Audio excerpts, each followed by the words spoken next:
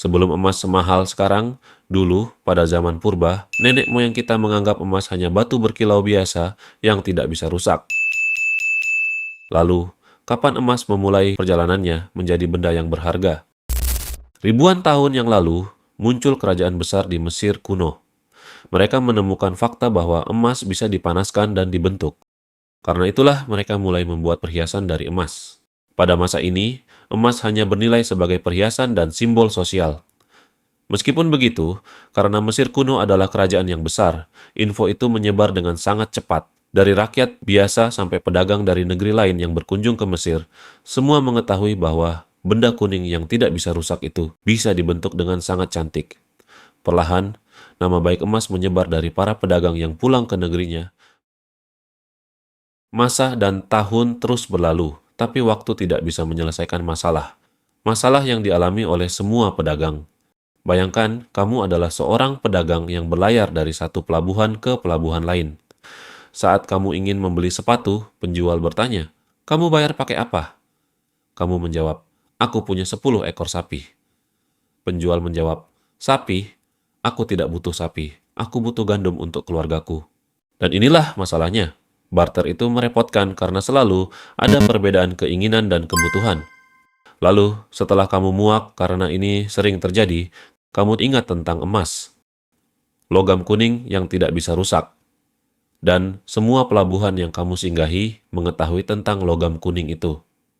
Jadi, saat pelayaran berikutnya, kamu mulai membawa emas untuk barter.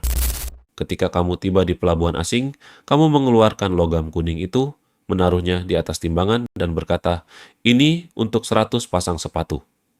Penjual setuju. Tapi kenapa penjual setuju? Karena mereka tahu logam kuning ini tidak bisa rusak dan bisa dibentuk menjadi perhiasan. Dan terlebih lagi, penjual bisa menggunakan logam ini untuk transaksi berikutnya. Karena logam kuning ini sudah terkenal. Namun, ada masalah baru. Transaksi dengan emas saat itu merepotkan. Setiap kali seorang pedagang ingin membayar, ia harus mengeluarkan timbangan lalu menimbang potongan emas dengan teliti. Belum lagi memeriksa apakah emas itu asli atau campuran logam lain. Ini butuh keahlian. Hanya pedagang yang kaya dan berpengalaman yang bisa melakukannya. Emas masih menjadi uangnya orang kaya. Di wilayah yang sekarang menjadi Turki, ada kerajaan kaya bernama Lydia. Rajanya saat itu Raja Aliates dan anaknya Croesus. Mereka melakukan sesuatu yang absolut sinema. Mereka sadar transaksi pakai emas itu merepotkan karena pedagang harus selalu membawa timbangan dan mengecek kemurniannya. Akhirnya, mereka membuat terobosan. Mereka memerintahkan pandai logam untuk mencetak koin-koin kecil dari emas murni dengan berat yang sama persis. Di permukaannya diukir kepala singa, lambang kerajaan Lydia, sebagai jaminan resmi dari raja. Croesus mengumumkan di seluruh kerajaannya, mulai hari ini, koin emas dengan cap singa ini sah digunakan sebagai pembayaran. Tidak perlu timbangan, tidak perlu uji bakar. Cukup lihat cap kerajaanku. Semua orang saat itu bisa menggunakan koin sebagai pembayaran tanpa pusing dengan sistem barter yang melelahkan. Untuk pertama kalinya dalam sejarah, emas menjadi mudah digunakan oleh semua orang. Berita tentang koin ajaib ini menyebar dengan cepat. Pedagang Yunani yang berdagang di Lydia melihat betapa praktisnya sistem ini. Mereka membeli koin-koin itu dan membawanya pulang. Orang Yunani mulai mencetak koin emas versi mereka sendiri. Kemudian orang Persia melihatnya, lalu Romawi, lalu seluruh dunia. Tapi kenapa semua orang mau menerima koin emas ini? Mudah saja. Karena setiap orang yang menerima koin emas berpikir, aku mau terima koin ini karena aku tahu orang lain juga akan mau menerimanya. Inilah yang disebut network effect. Sama halnya seperti kenapa semua orang pakai WhatsApp atau YouTube. Bukan karena aplikasi itu sempurna, tapi karena semua orang sudah pakai. Bayangkan, kamu orang kaya di London tahun 1640. Kamu punya 200 koin emas di rumah. Setiap malam, kamu khawatir koin emasmu dicuri. Kamu butuh tempat aman untuk menyimpan koin emasmu. Apa solusinya? Titip ke pandai emas. Di dekat rumahmu ada pandai emas goldsmith. Pekerjaannya membuat perhiasan dari emas dan perak. Tapi dia juga punya berangkas besi besar di bengkelnya untuk menyimpan logam mulia stok kerjanya. Kamu datang ke pandai emas itu. Aku mau titip 200 koin emas di berangkasmu. Aku bayar biaya penitipan. pandai emas itu menerima. Lalu ia menuliskan secarik kertas yang bunyinya kira-kira. Yang membawa kertas ini berhak mengambil 200 koin emas dari brankas John the Goldsmith. Ini adalah cek atau kertas yang bisa ditukar dengan emas. Kertas ini sangat berguna. Suatu hari kamu mau membeli 100 ekor kambing. Daripada membawa 200 koin emas yang berat, kamu cukup memberikan kertas titipan itu kepada penjual kambing. Ini kertas dari pandai emas. Kamu bawa saja ke dia, nanti. Dia akan kasih 200 koin emas untukmu. Penjual kambing percaya, karena ia kenal pandai emas itu orang terpercaya. Kertas itu mulai beredar sebagai alat bayar.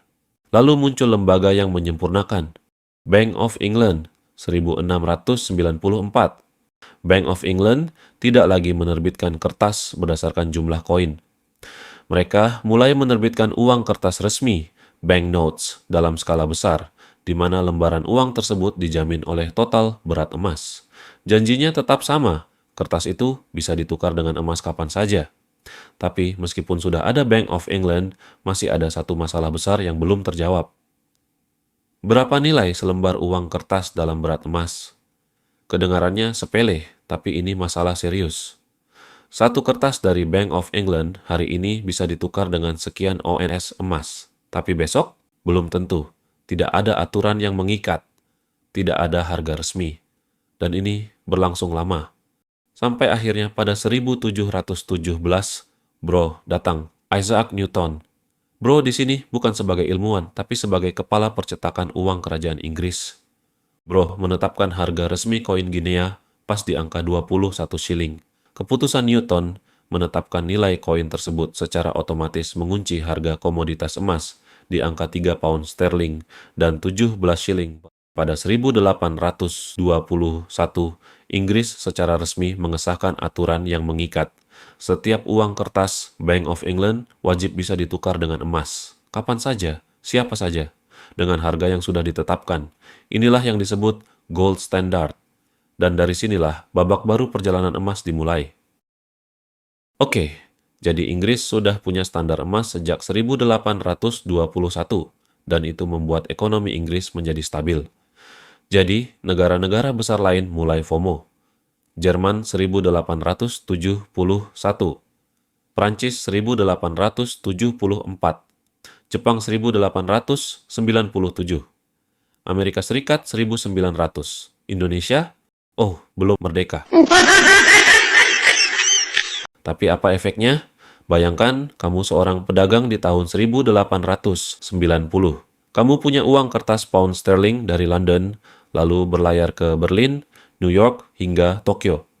Menariknya, uangmu bisa langsung diterima di mana saja, tanpa khawatir nilainya anjlok. Kenapa bisa begitu? Karena semua mata uang saat itu terikat langsung pada emas.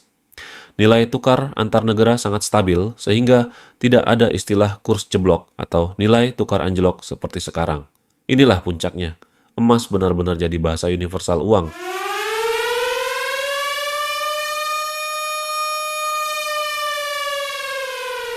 Tapi semua keindahan itu hancur ketika perang datang.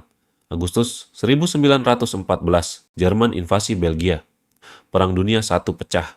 Dalam hitungan minggu, semua negara Eropa menghentikan janji mereka. Maaf, kamu tidak bisa tukar uang kertasmu dengan emas untuk sementara waktu. Kenapa? Karena perang butuh biaya yang sangat besar.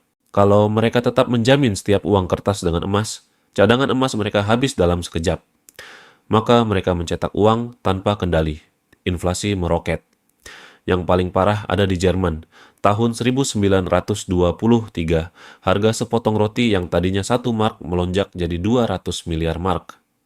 Setelah perang usai, Inggris mencoba kembali ke standar emas pada 1925. Dan itu adalah kesalahan besar. Harga emas terlalu tinggi untuk kondisi ekonomi saat itu. Inggris makin terpuruk. Pada 1931, Inggris menyerah. Mereka meninggalkan standar emas untuk selamanya. Negara lain pun mengikuti. Again and again, Perang Dunia Kedua meletus tahun 1939. Dunia hancur lagi, tapi kali ini berbeda. Ketika perang usai, hanya satu negara yang keluar lebih kuat dari sebelumnya. Amerika Serikat. AS menguasai lebih dari 70% cadangan emas dunia. Pada bulan Juli 1944, 44 negara yang kelak akan menjadi pemenang Perang Dunia Kedua berkumpul di Bretton Woods, New Hampshire, Amerika Serikat. Apa yang mereka sepakati? Mereka sadar standar emas murni sudah tidak mungkin, tapi mereka juga tidak mau uang kertas tanpa jaminan sama sekali. Maka mereka membuat kesepakatan, hanya dolar Amerika Serikat yang bisa dikonversi ke emas, dengan harga tetap 35 dolar Amerika Serikat per ons. Mata uang negara lain dikaitkan ke dolar Amerika Serikat. Dengan kata lain, dolar menjadi wakil emas. Negara lain boleh menyimpan dolar, dan kapanpun mereka mau, mereka bisa menukar dolar itu dengan emas ke Amerika Serikat. Untuk pertama kalinya, dunia sepakat menjadikan satu mata uang negara, dolar Amerika Serikat, sebagai cadangan global, bukan emas lagi. Tapi kenapa? Karena Amerika menjadi negara yang super kuat saat itu. Cadangan emas mereka sangat besar, ekonomi mereka stabil. Bro, jual senjata perang saat Perang Dunia. Bro, cuan banyak. Amerika berulah dan mencetak terlalu banyak dolar untuk membiayai Perang Vietnam dan program Great Society. Akibatnya, jumlah dolar yang beredar di luar negeri jauh melampaui cadangan emas AS. Presiden Prancis, Charles de Gaulle, curiga. Dia mengirim kapal ke New York, lalu perlahan-lahan dia menukar dolar Prancis dengan emas Amerika Serikat, lalu membawanya pulang. Negara lain melihat dan mereka mengikuti Prancis, hingga cadangan emas Amerika Serikat terus menyusut. Agustus 1971, Presiden Amerika Serikat Richard Nixon mengumpulkan para penasihat ekonominya. Keadaan genting.